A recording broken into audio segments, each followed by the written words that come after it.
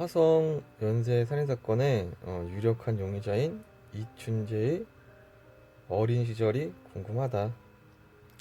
역대급 사이코패스 연쇄 살인사건들을 보면 어린 시절을 많이 조사하고 중요시 하잖아요. 그래서 그 부분을 예측할 수 있는 짤막한 기사가 있어서 그거를 한번 이야기해 드리려고 합니다. 지금 진술을 교도소에서 지금 계속 거부를 하고 있잖아요, 이춘재가. 화성 사건 이미 유력한 용의자로 이춘재가 유전자가 이미 3개가 나왔기 때문에 현 상황을 뒤집을 수는 없을 것입니다. 그런데 이춘재가 24년 동안 복역한 사람이기 때문에 쉽게 진술하지는 않을 것이다. 왜? 자기한테 이득될 게 없기 때문에.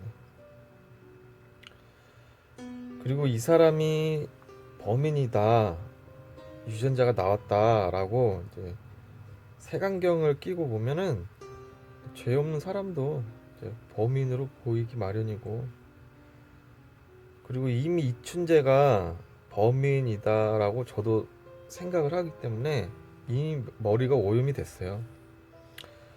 그래서 유력한 용의자가 뜬 상태에서 추리를 하는 것은 웃긴 일이죠. 끼워 맞추는 거니까. 그래서 지금 범인이 유력한 용의자가 뜬 상태에서 그걸 추리를 하는 것은 그거는 사기다. 그래서 제가 이 시점에서 중요하게 생각하는 건 그 당시 범인이 했던 행동과 그 당시 이춘재의 모습이랑 비교를 해서 왜 그랬을까? 그 당시 왜 그랬을까? 의문점. 그 부분들을 최대한 찾아내가지고 하나하나 정리를 해야 다른 한국형 사이코패스를 추적하고 예측하는데 도움이 되지 않을까 합니다. 아직 잡히지 않은 이 사이코패스들 미제 사건이 많아요. 과학 수사는 발전했지만 이 추리하는 거는 발전하지 않았다. 그리고 저 같은 경우는 이춘재가 그 시골에서 그 한 동네에서 왜 그랬을까? 대체 어린 시절이 어땠을까? 부분에 대해서 이제 의문점이 생기는 거죠. 그런데 오늘 뉴스에 나온 기사 내용 중에 짤막한 부분이 있는데 그 부분에 대해서 이야기를 해보겠습니다. 그 이춘재 그 주변 사람, 동네 사람들이 하는 얘기는 들을 필요가 없어요. 다 똑같아요, 항상. 유영철이나 정량규나 이춘재나 다 똑같아. 내가 새 옷을 입고 버스를 타잖아요?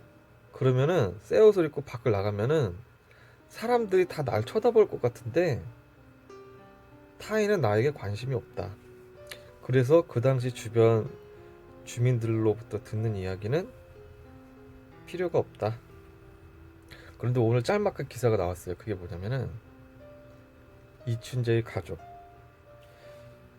이춘재의 어머니 김모 씨 75세가 이런 말을 합니다. 걔가 워낙 착했던 애라 용돈 달라는 말 한 번 하지 않았다. 이게 꿈인지 생시인지 모르겠다고 말했다. 교도소에 있는 아들을 1년에 2번 면회 간다.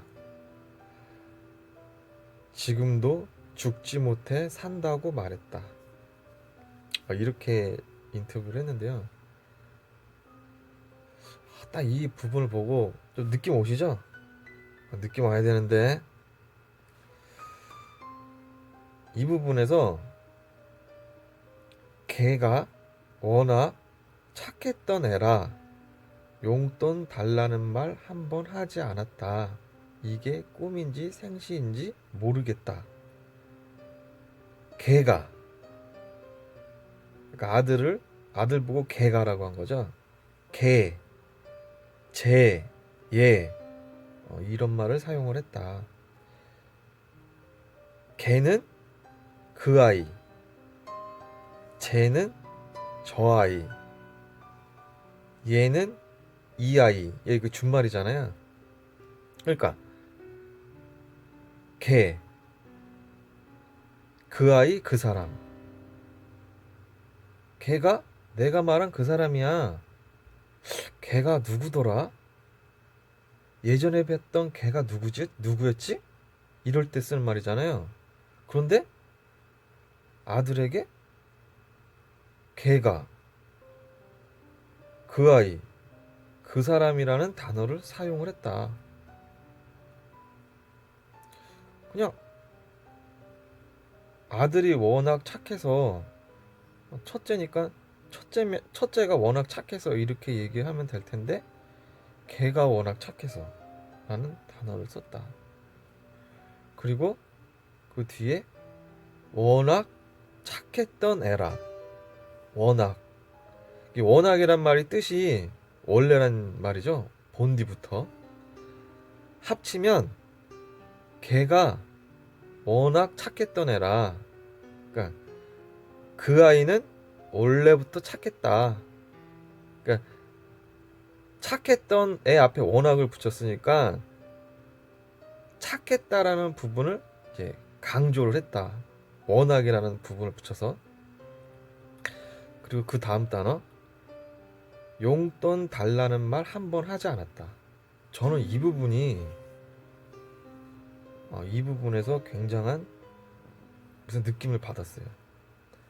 아이들이 아버지는 어려워서 말을 못하지만 딱 어릴 때는 아버지가 무섭잖아요.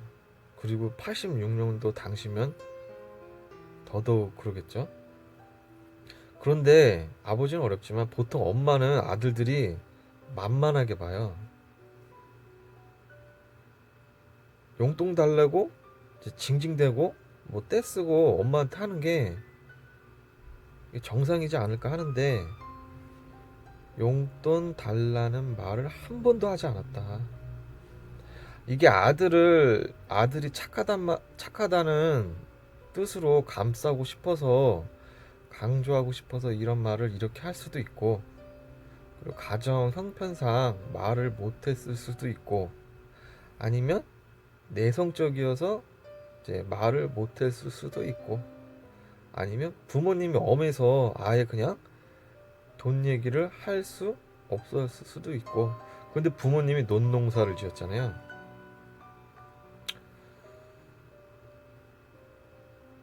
그러니까 논농사를 짓는 분들은 또 시골에서 또 용돈 달라고 말하기가 또 힘들 수도 있겠죠.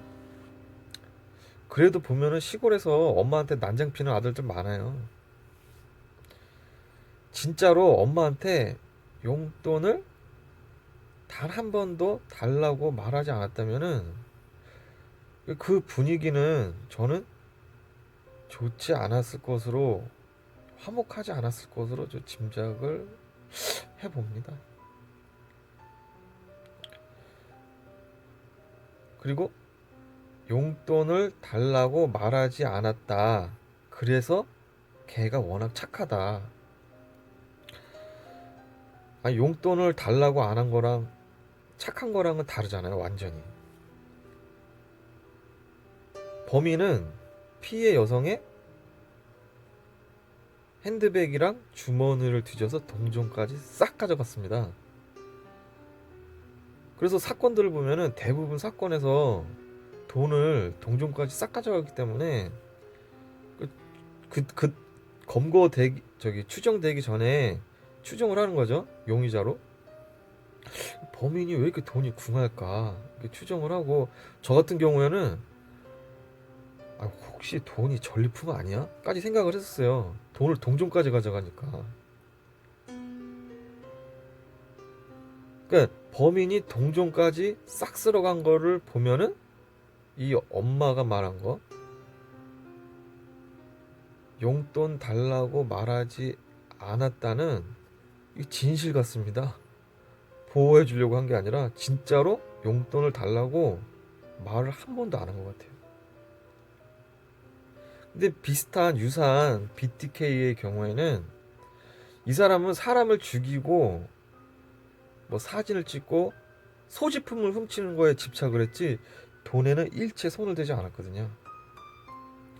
그래서 사이코패스들은 어린 시절 항상 그 학대를 당하거나 불우했다라고 생각을 해서 프로파일러들이 BTK한테 묻습니다. 어린 시절에 대해서. 그러니까 BTK가 이런 말을 해요.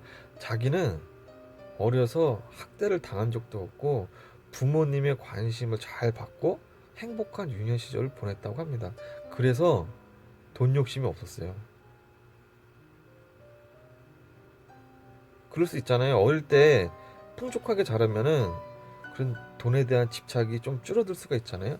어릴 때 좀 가난하면은 이제 성인이 돼서도 이제 돈에 집착할 수가 있고요. 그거 어쩔 수 없죠. 그리고 걔가 워낙 착했던 애라 용돈 한 번 달라고 말하지 않았다. 저라면 아들이 착해서 사고 한 번 안 쳤다. 첫째가 착해서 부모 속 한 번 안 섞였다라고 말할 것 같은데 걔가 워낙 착했던 애라 용돈 한 번 달라고 하지 않았다. 이 부분이 좀 아리송합니다, 솔직히. 그리고 이게 꿈인지 생시인지 모르겠다. 꿈인지 생시인지는 또 이게 자주 쓰는 단어가 아니잖아요. 아무리 나이가 많으신 분이라도 꿈인지 생시인지는 이제 생각지도 못한 뜻밖의 일에 부닥쳐서 어찌할 바를 모르겠다. 화성 사건이 33년 미제 사건이었고 대한민국의 영구 미제 사건 중에 또 탑이었죠. 세계 100대 연쇄 살인 사건에도 들어가는 전 국민이 다 아는 사건이잖아요. 이 사건은 어찌할 바를 모르겠다. 꿈인지 생시인지 모르겠다. 그러니까 인터뷰 내용을 이제 전체적으로 다시 보면 걔가 워낙 착했던 애라 용돈 달라는 말 한 번 하지 않았다. 이게 꿈인지 생시인지 모르겠다. 자, 걔가 워낙 착했던 애라가 반대로 유력한 연쇄 살인사건의 용의자이며 처제를 강간 살인한 자이다. 용돈을 달라고 말 한 번 하지 않았다가 반대로 피해 여성들의 동정까지 싹 쓸어간 자이다. 이게 꿈인지 생시인지 모르겠다는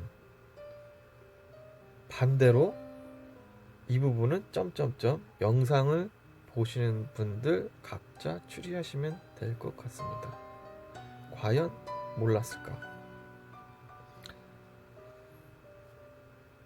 인터뷰한 이 세 단어가 다 반대일 수가 있다.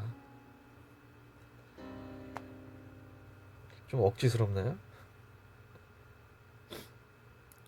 한국에 잡히지 않은 사이코패스 사건을 같이 관심 있게 추적을 할 분들은 구독을 부탁드립니다.